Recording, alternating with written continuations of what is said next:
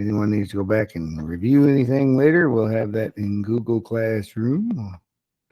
Assuming it gives me my recording. I recorded a class yesterday and it never gave me the recording that it made. So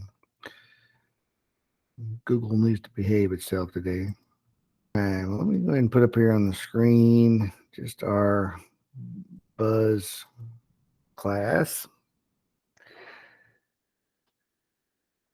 Looking at Buzz, if I go to our grade screen in here, if I look for this week, September 5th, what's due is 103, 104, 105. We have 3 lessons due this week. Last Sunday was 101, 102, which is, you can see on my student account, I'm already behind. See, this is my student Buzz account. I need to get caught up and get those finished.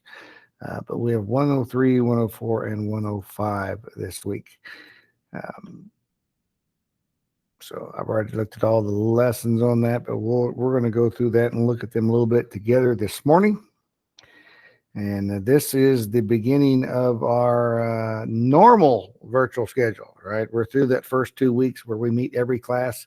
Now we just have to meet on the first B day of the week, which is generally Tuesday, unless there's some kind of weird holiday stuff going on or weird change in the schedule. So we will meet on Tuesdays from now on. And then on the other B days, Thursday and whatever Fridays and B days, you only have to come if your grade's below 70%. Now, right now, technically, 101 and 102 were under the practice/homework category that is now new this year. So it doesn't officially count for a grade. But if you have those done, then I'm going to consider you at the 70% or above mark. So as long as you got everything done that was due Sunday, you are not required to come to class on Thursday or Friday. Now, you can still come to class. I'll still log on here at 7:15. See, this week is an A day on Friday, so there's only Thursday this week. I still log on at 7:15 and see if anyone needs any help. You can come to the class, even if you don't need to be here for attendance purposes. You can still come to class, and I will be in class to help anyone with questions. Now, if no one's here, I probably won't stay very long, but I'll stay a little while just to make sure someone is not looking for me. So Thursday this week, as long as, and I've looked and I think everyone has everything turned in. So there's no one required to attend this Thursday to class.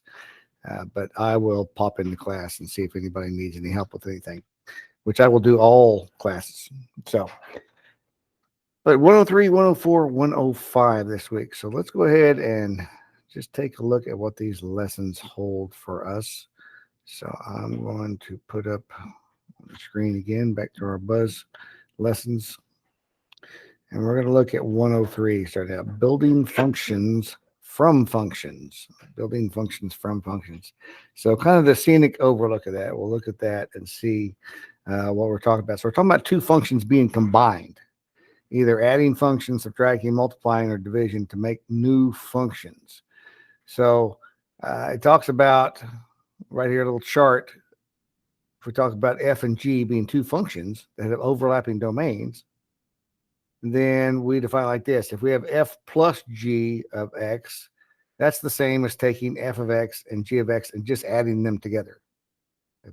If f of x is 2x and g of x is 5x, then together they're 7x, right? We just add them together. So we do the same thing with subtraction. If we have f minus g, we can just subtract the 2 functions from each other. Multiplication, we just multiply them together. So you'd have 5x and 2x, you'd have 10x squared in that case. And then f over g of x, You have f over x divided by g over x, and g over x cannot be 0, right? Because if you're going to divide them, we cannot divide by 0, or the sun explodes and life ends or something like that. Bad things happen when we divide by 0.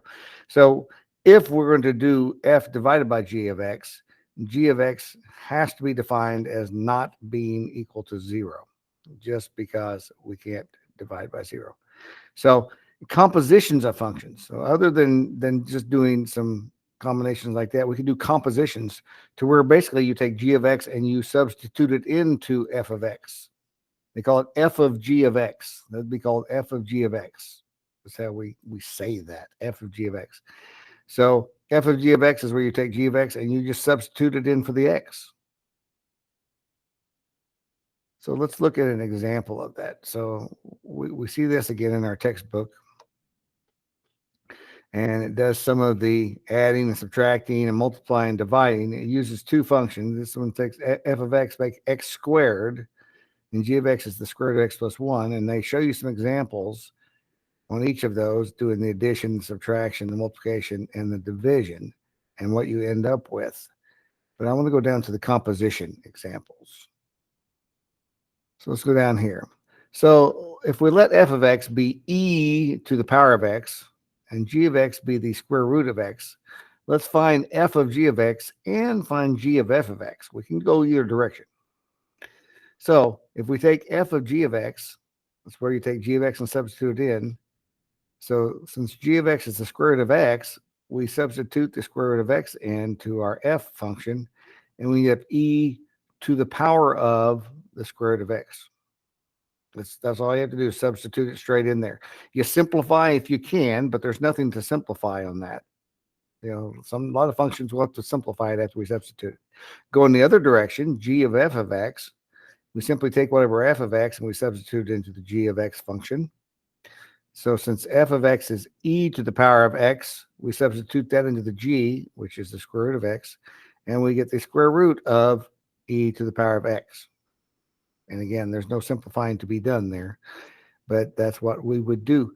So you can verify one verification that these functions are not the same. They have different domains, right? F of g is defined only for x is greater than or equal to 0, where g of f is defined for all real numbers. And if we look at the graphs, we see right here, they only have two places that they cross where their solution, where they have the same value, is right there at those 2 points.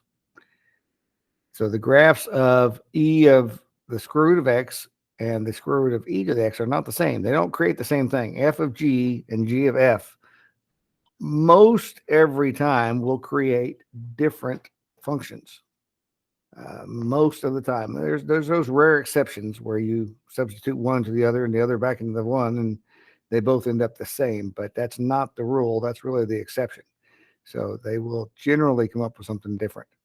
So here is another example. One of the f functions in column B can be composed with one of the g functions in column C to yield the basic f of g function. So they want you to do like a mix and match.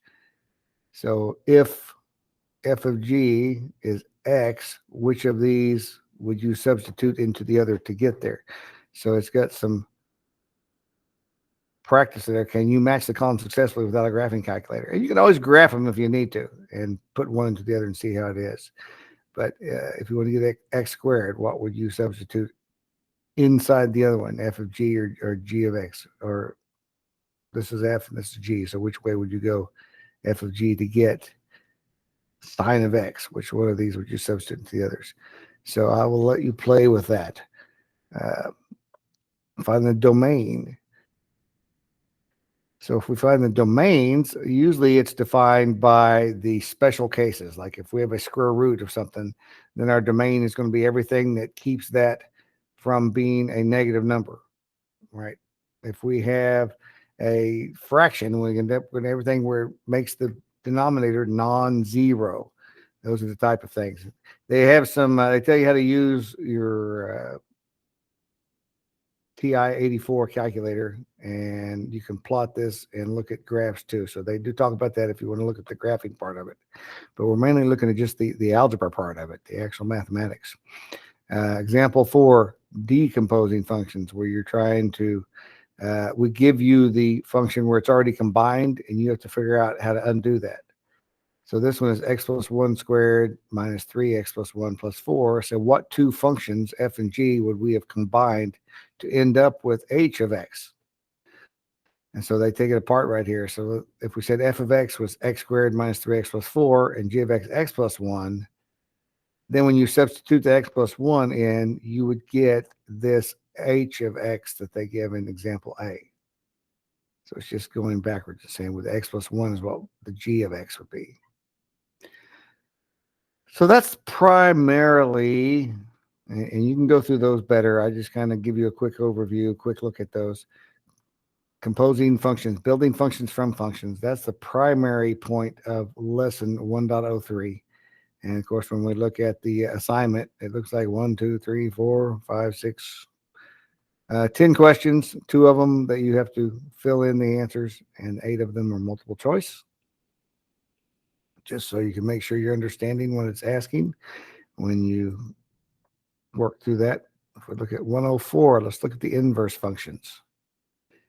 Okay, so the inverse of a function, if the set of real numbers, 1, 2, 3, 4 is the domain, and then the range set at 2, 4, 6, 8. This is for the function f of x equals 2x, right? So if 1, 2, 3, 4 is our x's, that's the domain, the x's, then the range would be 2, 4, 6, 8, because when we substitute those 4 x's in there, that's what we would get. So f of x equals 2x, and our domain and range would be those 4 points, 1, 2, 2, 4, 3, 6, 4, 8. If we reverse those, 2, 1, 4, 2, 6, 3, and 4, 8, those ordered pairs would create the inverse function of f, the inverse function. And when we talk about an inverse function, we use this kind of notation, f to the -1. It's not to the power of -1. I got to fix those links. Those don't let you click, look at it, and bust. F with the little -1 up as a superscript there. It's not an exponent. It's how we make the notation of the inverse function. So if we look at the inverse function, 2 functions are inverse functions if, for the functions f and g, f of g of x equal x for every value of x in the domain of g, and g of f of x equal x for every value of x in the domain of x. Let me show you a little bit on how to create an inverse function. For example, if we have the function f of x equals x squared minus 3, let's just make it somewhat simple. And we want to find out what the inverse function is, the f -1 of x, the inverse function of x. We rewrite this using the y. And then everywhere there's a y, we're going to substitute an x. Everywhere there's x, substitute a y. Just like we reverse those points, we reverse the y in the x over here. So x would equal y squared plus 3. And then we're going to solve this for y and get it back to y equals. So we're going to subtract 3. We got x minus 3 equals y squared. We just need y, so let's take the square root. So y equals the square root of x minus 3. So the inverse function of this is the square root of x minus 3. We just do it by swapping the x's and y's. And after we swap the x and y, we solve it for y again, and we get it back there. And I'm going to show you, looking at this, I want to graph these. If we graph the original one, y equals x squared plus 3. Okay, we'll back out a little bit so we can see that. And then y equals the square root from it. There we go. Square root of x minus 3. Notice we're restricted on the domain on that. When you look at the graph, we can't have the bottom part of that. We can't have where there's a negative underneath the square root. But what you'll notice when you have a graph of a function and its inverse, it's a reflection over the line y equals x. It is a reflection of y equals x. Now, again, we're restricted on the domain on the inverse of this particular function. But when you graph those, if you have correctly found the inverse, it should look like a reflection over y equals x. So that's a great way to go back and double check yourself. If you're trying to find the inverse of a function, did I do that right? I feel like I messed something up. Did I do okay on that? Well, let me go graph that and see if they are a reflection. And it is. It's a reflection of that y equals x. And that would make sense that it reflects over y equals x, because the way we found it is we took the y and we made it equal to the x, and we took the x, we made it equal to the y. We swapped places. So since we swapped the y's and the x, it makes sense that it would be a reflection over y equals x. So these are inverses of each other. We did that correctly. So determine the inverse function of this. Again, I'm not sure I have this one working, so I'll go back and fix those links on checking your answers on there. It's not showing you that. But the f of x equals 2x plus 2. Want you to find the inverse. And all we do is we just, again, make that a y, put the x on the other side, and solve that for y. There's where it's just talking about when you graph it, they are mirror images over the y equals x line. Y equals x line. So it gives you another one to try. Determine the inverse function of x to the third power minus 3, which is similar to what we did. So not all functions have an inverse function. All right. By definition, it only exists if no two elements in the domain point to the same element in the range. All right. So if we look at this, the example of function without an inverse would be just x squared, since both the 2 and the negative 2 in the domain point to element 4 in there. The requirement for a function to have an inverse is that is also a function is that it must be 1 to 1. See, everything can have an inverse, but it's not an inverse function.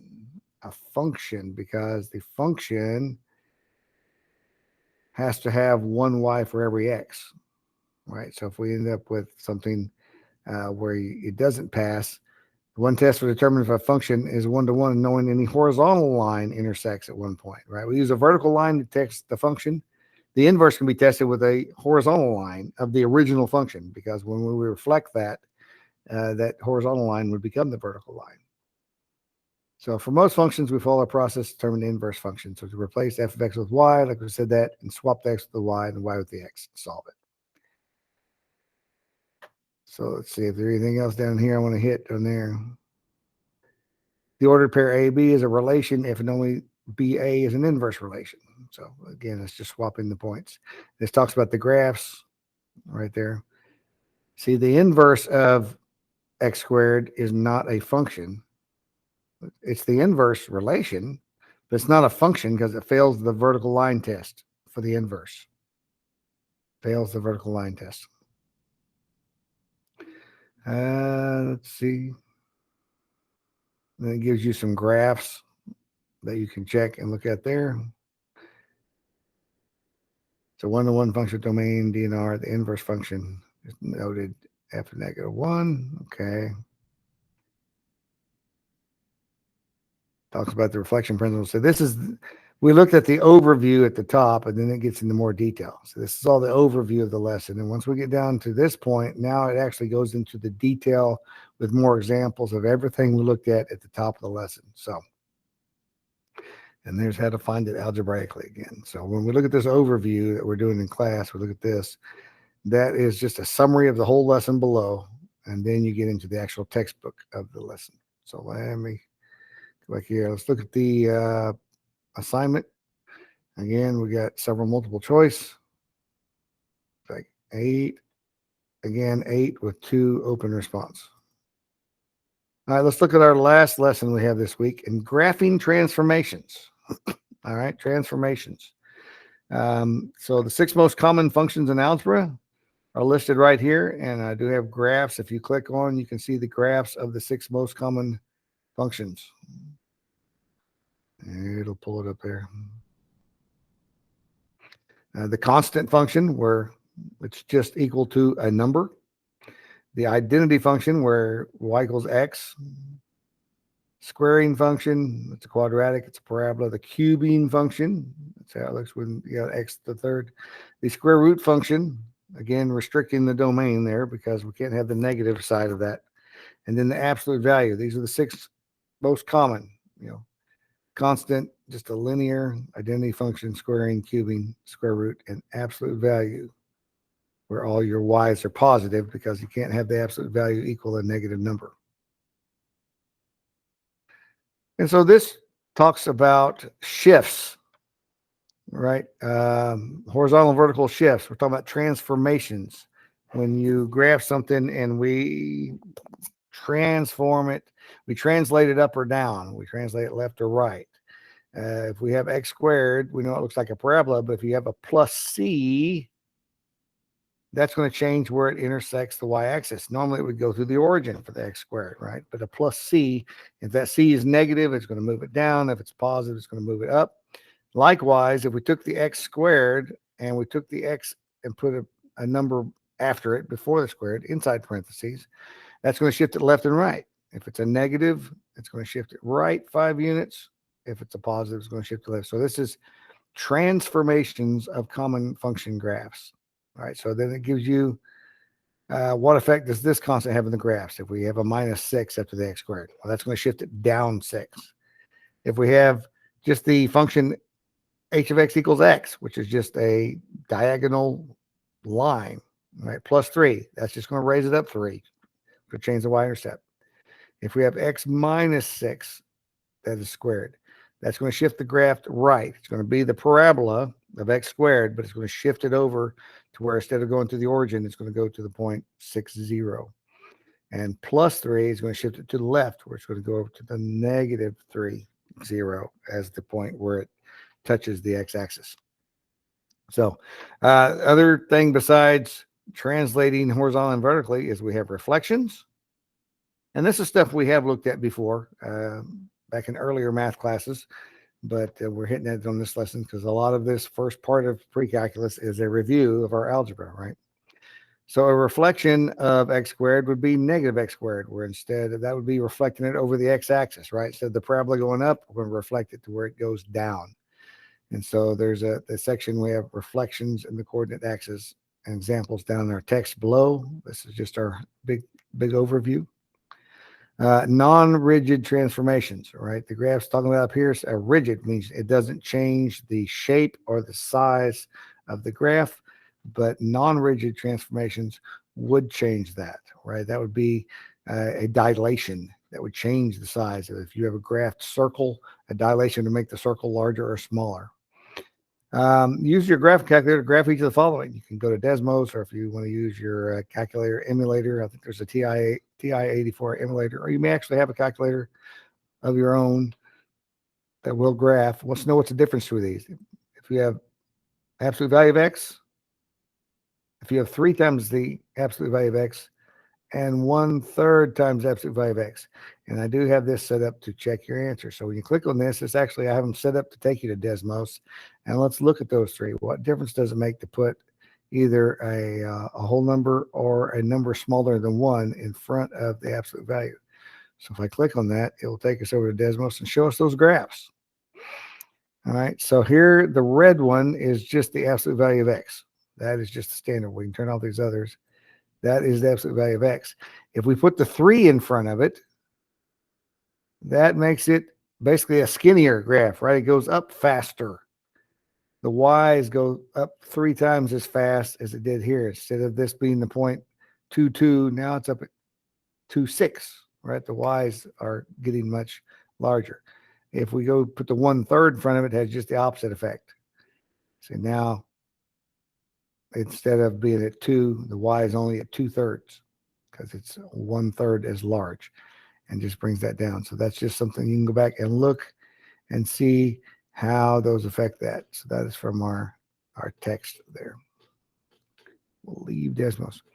So that is the big overview of that. And then it gets in here and gives you more examples and more detail in the lesson below. So be sure and go through all of that and before we get to the lesson. And then our lesson for this one there's your multiple choice. Wants to know, how can this be transformed to be this? Your 4 choices. So again, you have your 8 multiple choice. And this time I've only got 1 open response to answer down below. So 8 multiple choice, 1 open response. So that is the big look at it. That is what we are looking at this week. Questions? Everybody doing okay with our lessons here? Understand that? It looks like everyone did pretty well on all the assignments that we've already got. Everyone's got everything turned in for the week. So you're good for Thursday. But if you have questions, hang around. And, if you have questions, come up by Thursday. I'll be in class Thursday, or you can email me and we can get together. So have a great day. Let's get out of here. Word to your multiples. Math, baby. We're learning math, baby.